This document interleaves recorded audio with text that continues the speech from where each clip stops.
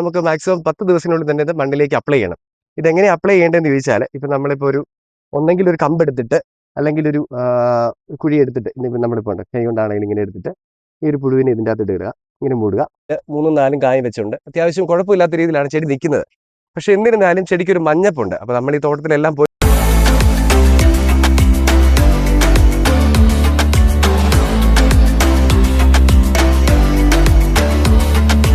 Hello നമസ്കാരം, farmers front YouTube ചാനലിലെ പുതിയൊരു വീഡിയോയിലേക്ക് എല്ലാവർക്കും സ്വാഗതം. ഇപ്പം ഓഗസ്റ്റ് മാസത്തിലെ കൃഷി രീതികളെക്കുറിച്ചും കൃഷി നിയന്ത്രണ മാർഗ്ഗങ്ങളെക്കുറിച്ചും ഡിസ്കസ് ചെയ്യാനാണ് നമ്മൾ ഇന്ന് ഈ വീഡിയോ ആയിട്ട് വന്നിരിക്കുന്നത്. അപ്പം നമുക്കറിയാം, കഴിഞ്ഞ ആഴ്ചയായിട്ട് നല്ല മഴയാണ് നമുക്ക് ഇടുക്കിയിലൊക്കെ പെയ്തുകൊണ്ടിരിക്കുന്നത്. അപ്പം പലയിടങ്ങളിലും കൊത്തഴയിലും തട്ടമ്പറസിലൊക്കെ ആയിട്ട് സ്റ്റാർട്ട് ചെയ്തിട്ടുണ്ട്. അപ്പം ആ ഒരു കാര്യങ്ങളൊക്കെ ഉൾക്കൊള്ളിച്ചാണ് നമ്മൾ ഇന്ന് ഈ വീഡിയോ എടുക്കാൻ പോകുന്നത്. ഇന്ന് ഓഗസ്റ്റ് 2-ാം തീയതി ഞായറാഴ്ചയാണ്. ഏകദേശം സമയം 2 മണി ആയിട്ടുണ്ട്. ഇപ്പം നമ്മൾ നിൽക്കുന്നതെന്ന് വെച്ചാൽ ശാന്തമ്പാറ മേഖലയിൽ നാഗേഷ് എന്ന് പറയുന്ന ഒരു വ്യക്തിയുടെ തോട്ടത്തിലാണ് നിൽക്കുന്നത്. ഏകദേശം 2 വർഷത്തോളം ആയിട്ട് നമ്മൾ കൺസിസ്റ്റന്റ് ആയിട്ട് എല്ലാ മാസവും ഫീൽഡ് വന്ന് വിസിറ്റ് ചെയ്ത് ഓരോ കാര്യങ്ങൾ പറഞ്ഞു കൊടുത്ത് കറക്റ്റായിട്ട് ചെയ്യുന്ന ഒരു തോട്ടത്തിലാണ് നിൽക്കുന്നത്. അപ്പോൾ ഈ തോട്ടത്തിലേക്ക് വന്നു കഴിഞ്ഞാൽ ഇപ്പോഴത്തെ സാഹചര്യത്തിൽ ഇപ്പോൾ ഓരോ കൊത്തിൽ 3ഉം 4ഉം കായും വെച്ചുകൊണ്ട് അത്യാവശ്യം കുഴപ്പമില്ലാത്ത രീതിയിലാണ് ചെടി നിൽക്കുന്നത്.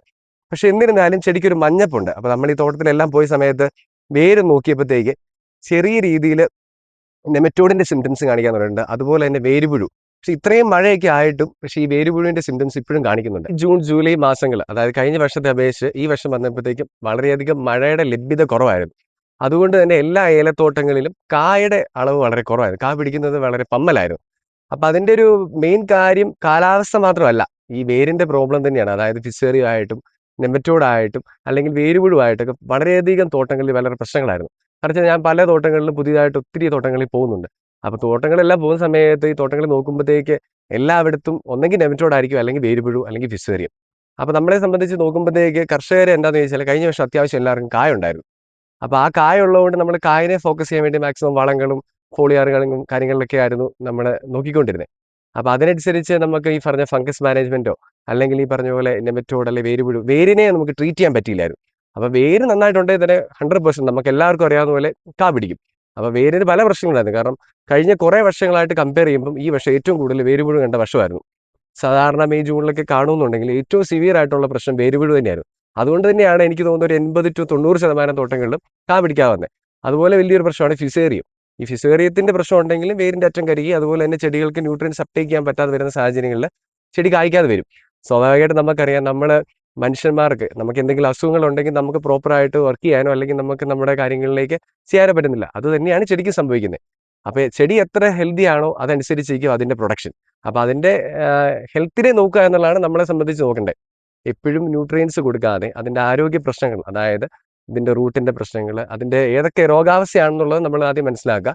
ആ രോഗാവസ്ഥ കണ്ടുപിടിച്ചതിന് ശേഷം മരുന്നുകൾ പ്രയോഗിക്കുക. അപ്പോൾ ഓഫ് കോഴ്സ് നമുക്ക് നല്ല റിസൾട്ട് ലഭിക്കും. അതുപോലെ തന്നെ പിടിക്കുന്നതിലേക്ക് വരികയും ചെയ്യും. അപ്പൊ ഇപ്പൊ ഒരു സാഹചര്യം, ഇപ്പൊ നമ്മൾ ഓഗസ്റ്റ് മാസം ഞാൻ പറഞ്ഞു സ്റ്റാർട്ട് ചെയ്തിട്ടുണ്ട്. ഇപ്പൊ ഒരാഴ്ചയായിട്ട് നല്ല മഴയൊക്കെ പെയ്തു.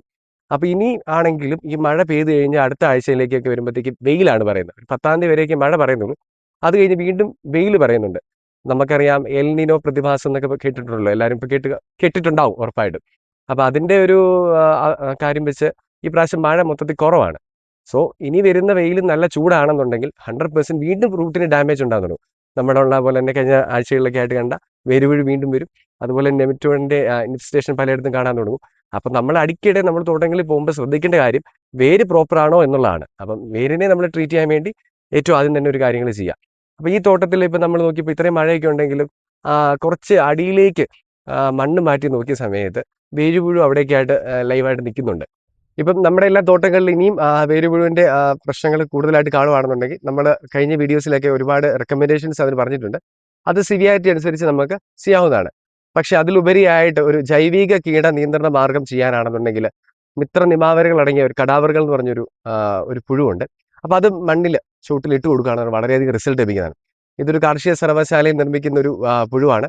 ഇത് നമ്മുടെ വാഴയ്ക്ക് വളരെയധികം റിസൾട്ട് വർഷങ്ങൾക്ക് മുമ്പ് തൊട്ട് ഇപ്പോഴും ചെയ്തുകൊണ്ടിരിക്കുന്ന ഒരു മാർഗ്ഗമാണ്. പിണ്ടിപ്പുഴു, മാണപ്പുഴു അതിനെല്ലാം കറക്റ്റായിട്ട് നിയന്ത്രിച്ച് ഏറ്റവും വേഗതയേറിയ ജൈവിക മാർഗ്ഗമാണ്. അപ്പോൾ നല്ല റിസൾട്ട് ലഭിക്കുന്നതാണ്.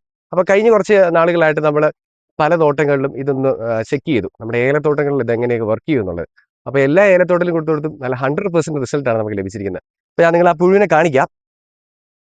അപ്പം ഇത് കണ്ടോ, അപ്പൊ ഇതാണ് പുഴു. അത് കണ്ടോ, ഇതിന്റെ അകത്ത് മിത്ര നിമാവരകൾ അടങ്ങിയിട്ടുണ്ട്. ഇത് നമ്മൾ ഇൻക്യുബേഷൻ പീരീഡിൽ ഒരു 48 മണിക്കൂർ വെച്ചതിന് ശേഷം നമുക്കിത് കിട്ടുകയാണ് ചെയ്യുന്നത്. അപ്പോൾ നമുക്കിത് ലഭിച്ചു കഴിഞ്ഞാൽ നമുക്ക് മാക്സിമം 10 ദിവസത്തിനുള്ളിൽ തന്നെ ഇത് മണ്ണിലേക്ക് അപ്ലൈ ചെയ്യണം. ഇതെങ്ങനെ അപ്ലൈ ചെയ്യേണ്ടതെന്ന് ചോദിച്ചാൽ ഇപ്പം നമ്മളിപ്പോൾ ഒന്നെങ്കിൽ ഒരു കമ്പെടുത്തിട്ട് അല്ലെങ്കിൽ ഒരു കുഴി എടുത്തിട്ട് ഇനിയിപ്പോൾ നമ്മളിപ്പോൾ കൈ കൊണ്ടാണെങ്കിലും ഇങ്ങനെ എടുത്തിട്ട് ഈ ഒരു പുഴുവിനെ ഇതിൻ്റെ അകത്ത് ഇടുക, ഇങ്ങനെ മൂടുക. അതിനുശേഷം ഒരടുത്ത പുഴു എടുക്കുക. നമ്മളിപ്പോൾ ഒരു കുഴി എടുക്കുക, ആ കുഴിയിലേക്ക് ഓരോ പുഴുവിനെ എടുത്ത് നമ്മളതിൻ്റെ അകത്ത് വെച്ച് കഴിഞ്ഞാൽ ഇത് 24 മണിക്കൂറിനകം ഇതിൻ്റെ അകത്തുനിന്ന് പുറത്ത് വന്നതിന് ശേഷം ഇതിൻ്റെ അക്രമകാരികളായിട്ടുള്ള എല്ലാ വേരുപുഴുവിനെയും ഇത് കറക്റ്റായിട്ട് കൊല്ലുകയും ചെയ്യും. അപ്പോൾ ഒരു ചെടിക്ക് നമ്മൾ ഇതിൻ്റെ ഒരു അളവ് പറയുകയാണെങ്കിൽ ഒരു 5 to 6 എണ്ണമൊക്കെ നമുക്ക് മാക്സിമം മതിയായേക്കും. അപ്പം വേരുപുഴുവിന് ഏറ്റവും നിയന്ത്രണമായിട്ടുള്ള ഒരു മാർഗ്ഗമാണിത്. അപ്പം നമ്മളിത് പലയിടങ്ങളിലും ചെയ്തിട്ടുണ്ട്, നല്ല റിസൾട്ട് ലഭിക്കുന്നുണ്ട്. അപ്പോൾ ഇതിനെപ്പറ്റി ഇത് ചെയ്ത് കഴിഞ്ഞാൽ എത്ര ദിവസം കഴിയുമ്പം ബാക്കിയുള്ള വളങ്ങളിലേക്ക് കിടക്കാം, അല്ലെങ്കിൽ ബാക്കിയുള്ള ഫംഗിസൈഡുകൾ ചെയ്യാം എന്നുള്ളതൊക്കെ എല്ലാവർക്കും തന്നെ ഒരു സംശയമായിരിക്കും. അപ്പം ഇതിനെപ്പറ്റി ഡീറ്റെയിൽഡ് ആയിട്ടൊരു ക്ലാസ് നമ്മൾ, അതായത് പ്രാക്ടിക്കലായിട്ട് നമ്മൾ കട്ടപ്പന ഭാഗത്ത് ഒരു മണിക്കൂറിൻ്റെ ഒരു ക്ലാസ് നമ്മൾ ഈ വരും ദിവസങ്ങളായിട്ട് അറേഞ്ച് ചെയ്യുന്നുണ്ട്. അപ്പോൾ ക്ലാസ്സിൽ പങ്കെടുക്കാൻ പറ്റാത്ത ആൾക്കാർക്ക് നമ്മൾ യൂട്യൂബ് ചാനൽ വഴി അതിൻ്റെ ഒരു ഡീറ്റെയിൽഡ് വീഡിയോ നമ്മൾ ഇതിൻ്റെ അകത്ത് അപ്ലോഡ് ചെയ്യുന്നതായിരിക്കും. അപ്പം അതനുസരിച്ച് ബാക്കിയുള്ള കാര്യങ്ങൾക്ക് നിങ്ങൾക്ക് ചെയ്യാവുന്നതാണ്. അപ്പം നമ്മൾ ഇതിൻ്റെ ഒരു മാർഗ്ഗം നമ്മളിപ്പം കണ്ടു കഴിഞ്ഞു.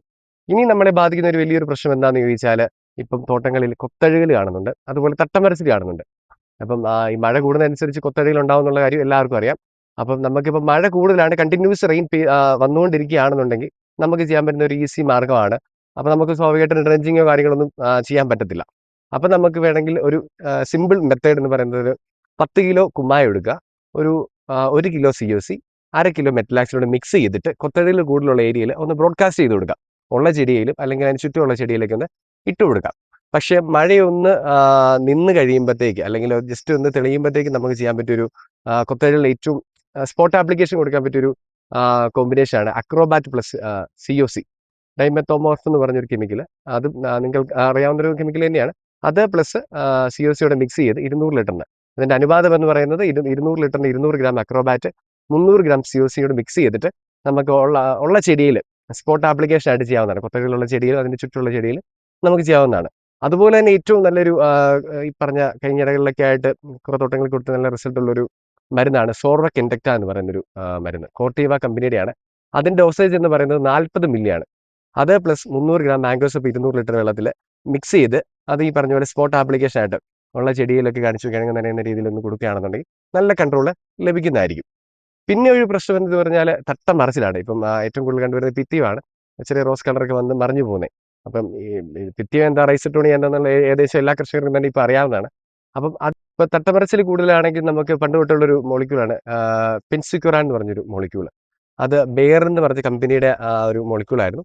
അത് മോൺസേ എന്നുള്ള പേരിലാണ് അത് മാർക്കറ്റിലുണ്ടായിരുന്നത്. ഇപ്പം ക്രിസ്റ്റൽ എന്ന് പറഞ്ഞ കമ്പനി അതേ മാർക്കറ്റിംഗിൽ ആ പേരോട് കൂടി തന്നെ ഈ കമ്പനി ഈ പറഞ്ഞ മോളിക്യൂളിനെ എടുത്തിട്ടുണ്ട്. അപ്പോൾ അത് നല്ല റിസൾട്ട് ലഭിക്കുന്ന ഒരു മോളിക്യൂളാണ്. ഞാനൊക്കെ വർഷങ്ങൾക്ക് മുമ്പും പല തോട്ടങ്ങളിൽ കൊടുത്ത് നല്ല റിസൾട്ട് ലഭിച്ചൊരു തോട്ടങ്ങളാണ്.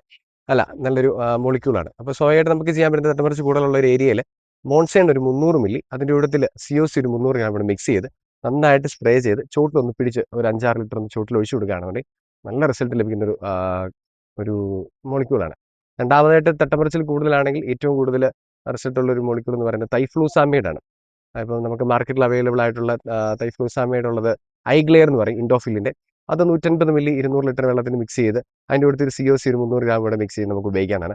അതുപോലെ തന്നെ ഒരു റിസൾട്ട് ഉള്ള ഒരു പ്രൊഡക്റ്റാണ് നമ്മുടെ എലമെന്റ് എന്ന് പറയുന്നത്. അതും തൈഫ്ലൂസാമൈഡ് പ്ലസ് ഡൈഫൻ കോണസോളോട് ചേർന്ന് വരുന്നൊരു മോളിക്യൂൾസ് ആണ്. അപ്പോൾ 2 മോളിക്യൂൾസ് കമ്പൈൻഡ് ആയിട്ട് വരുന്നതാണ്. അപ്പോൾ അതിൻ്റെ ഡോസേജ് എന്ന് പറയുന്നത് 100 to 125 മില്ലിയാണ് 200 ലിറ്ററിന്. അതിൻ്റെ കൂട്ടത്തിൽ 300 ഗ്രാം COCയോടെ മിക്സ് ചെയ്ത് 200 ലിറ്ററിന് മിക്സ് ചെയ്ത് നമുക്ക് ചോട്ട് ഒഴിച്ചു കൊടുത്താൽ നല്ല റിസൾട്ട് ലഭിക്കുന്നതാണ്. അപ്പം നമ്മളെ ഇപ്പോൾ സംബന്ധിച്ച് ഈ പറഞ്ഞ ഓഗസ്റ്റ് മാസത്തിലെ ആദ്യത്തെ ഘട്ടത്തിലേക്ക് വരുമ്പോൾ നമ്മൾ ശ്രദ്ധിക്കേണ്ട കുറച്ച് കാര്യങ്ങൾ ഇതൊക്കെ തന്നെയാണ്.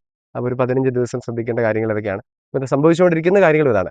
അപ്പം ആൾക്കാർക്ക് മനസ്സിലാവുന്ന രീതിയിൽ തന്നെയാണ് പറഞ്ഞിരിക്കുന്നത്. ഇതിനെപ്പറ്റി എന്തെങ്കിലും ഡൗട്ടുകളോ കാര്യങ്ങളൊക്കെ ഉണ്ടെങ്കിൽ നമ്മളെ കോൺടാക്ട് ചെയ്യുകയോ അല്ലെങ്കിൽ നമ്മൾ വിളിച്ച് പറയുകയോ ചെയ്ത് കഴിഞ്ഞാൽ നമ്മൾ കൃത്യമായ മറുപടികൾ തരുന്നതായിരിക്കും. അപ്പോൾ അതുപോലെ തന്നെ നിങ്ങളുടെ തോട്ടങ്ങളിൽ വന്ന് സന്ദർശിക്കണമെന്നുണ്ടെങ്കിൽ കൺസൾട്ട് ചെയ്യണം, അല്ലെങ്കിൽ എന്തെങ്കിലും ആവശ്യങ്ങളൊക്കെ ഉണ്ടെന്നുണ്ടെങ്കിൽ നിങ്ങൾക്ക് നമ്മളെ ബന്ധപ്പെടാവുന്നതാണ്. നമ്മൾ ഫീൽഡിൽ വന്ന് കൺസൾട്ട് ചെയ്ത് പ്രോപ്പറായിട്ടുള്ള സൊല്യൂഷൻസ് പറഞ്ഞു തരുന്നതായിരിക്കും. അപ്പം ഇതുപോലുള്ള അറിവുകൾ നിങ്ങൾക്ക് ലഭിക്കുന്നതിനായിട്ട് ഈ ചാനൽ സബ്സ്ക്രൈബ് ചെയ്യുക, അതുപോലെ ലൈക്ക് ചെയ്യുക, ഷെയർ ചെയ്യുക.